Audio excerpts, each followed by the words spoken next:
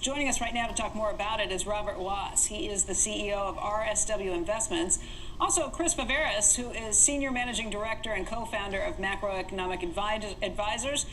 Robert, why don't we talk first about what has happened? Agree with the idea that the legislative goals just got a little more complicated on Friday, and what do you think that means for growth in the nation? Right. No question. I think all of these reform proposals, whether it's health care or tax reform, very difficult to get through Congress. We've seen that. With what happened on Friday, I agree with Robert completely that the prospects for getting tax reform sooner or as comprehensive as it might be are really, really limited.